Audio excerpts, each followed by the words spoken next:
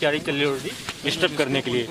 इस कॉन्टेक्स्ट में Jammu police security force ने मिलकर बहुत सारा काम वहाँ पर किया है। चारों जो पाकिस्तानी को न्यूट्रलाइज कर दिया गया है और उनका मनसा इधर है कश्मीर वहाँ के इलेक्शन में डिस्टर्ब करना था। तो किस तरह आपने इलेक्शन की बात की है? तो इलेक्शन पूरी हम लोग तैयारी कर रहे हैं। जेएनके पुलिस सिक्योरिटी फोर्स के साथ पूरी तैयार है। हम लोग के कैंडिडेट को सिक्योरिटी प्रोवाइड कर रहे हैं। कल से कैंडिडेट लोग अपने फील्ड में जाके कैंपेनिंग करना शुरू कर दिया है। कोई डरने की बात नहीं है।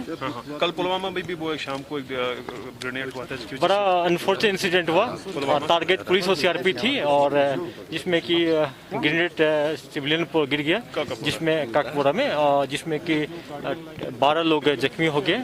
जल्दी से 4 आदमी को लोग श्रीनगर लाए थे शिफ्ट किए और चारों का हालत बिल्कुल ठीक है। और मिलिटेंट को पता चल गया कि किसने थ्रो किया, उसके हम लोग पीछे पड़े, उसको जल्दी हम लोग पकड़ लेंगे। तो हम कैसे डिस्टर्ब एक्टिविटीज हो रही है इलेक्शंस को करने की? कह रहे हैं कि अब उनकी सिक्योरिटी नहीं है, क्लेम कर रहे हैं जिन्होंने भी पेपर्स भरे हैं सर। बिल्कुल देखिए, हर एक कैंडिडेट को हम लोग एक कैंडिडेट को सिक्योरिटी प्रोवाइड करना मुश्किल है। कलेक्टिव सिक्योरिटी दे रहे हैं। हर एक को सिक्योरिटी एरिया में रखा जा रहा है। जब कैंपेनिंग करने जा रहे हैं तो उनके साथ डबल एस्कॉर्ट हम लोग दे रहे हैं और उनको एरिया को सिक्योर करके कैंपेनिंग करवा रहे हैं। जिस तरह से आज नगरोटा में अटैक हुआ, आपको क्या लगता है कि कितने लॉन्चिंग पैड पे अभी मिलिटेंट्स तैयार है? इस संबंध में हर एक सीनियर अफसर ने बता चुके आप लोगों को, बीएसएफ साइड से, आर्मी के साइड से, कि लगभग 200 से 250 मिलिटेंट तैयार आने के लिए। लेकिन इससे सिक्योरिटी फोर्स पूरे मुस्तैद है। आप देखे होंगे पिछले बार LOC पे फायरिंग हुई थी और प्रयास यही था पाकिस्तान का कि इन्फिल्ट्रेट कराने के लिए। लेकिन हमारी सिक्योरिटी फोर्स आ रही पूरी तैयार है उसको न्यूट्रलाइज करने के लिए। सर, आप मानते हैं कि आने वाले दिनों में कुछ अटैक्स हो सकते हैं जब ये इलेक्शन स्टार्ट होंगे? देखिए, इलेक्शन हो, 15 अगस्त हो, 26 जनवरी हो या कोई VIP विजिट हो, तो उस टाइम में अप्रीहेंशन रहता है। लेकिन इसके लिए हम लोग तैयार हैं।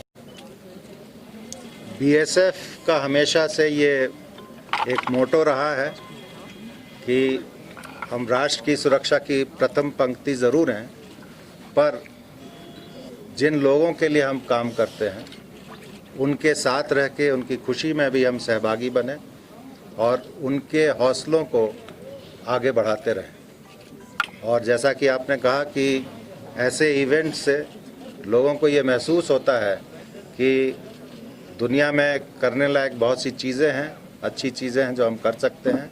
और एक जो फीलिंग पैदा होती है, स्पिरिट जो बनती है, वो बहुत ज़रूरी है।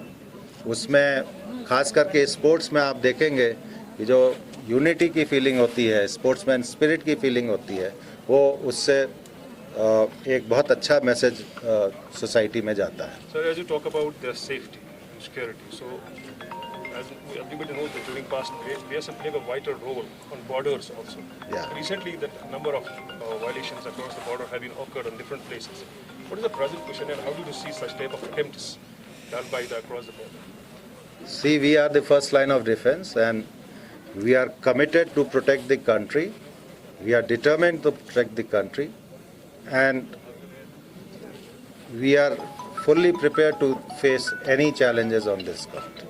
Across the border every time you people are also facing the infiltrations. But presently as per the calamity conditions, do you have any inputs that how across the border the people are trying to infiltrate because before the huge snowfall?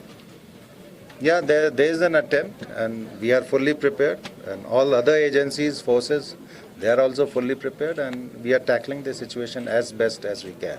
Can we say that across the border people are still involving in the militancy, pushing the people towards here? There are attempts to push in the militants in our country and particularly this period is very suitable for such activities.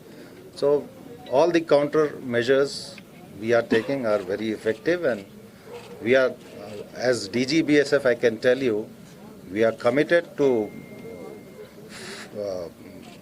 foil such attempts and we will tackle the situation effectively. So what is the present position? Because recently you have also lost the martyr, the one sub-inspector also, number of Djibouti. Yeah, it is a situation which requires a lot of attention, a lot of alertness and situation is there, no doubt about it and we are facing it.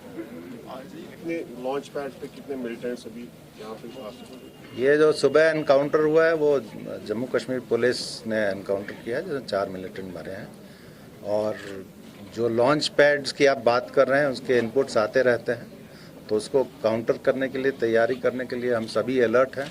आज जो encounter हुआ है वो भी इस चीज़ को दर्शाता है कि हमारी एजेंसीज, पुलिस फोर्स सभी अलर्ट हैं और उसको काउंटर करने के लिए तैयार हैं। Such few words about I'm going to Tangdhar after this event, and we are going to organize a medical camp there from the BSF side as part of our civil action plan.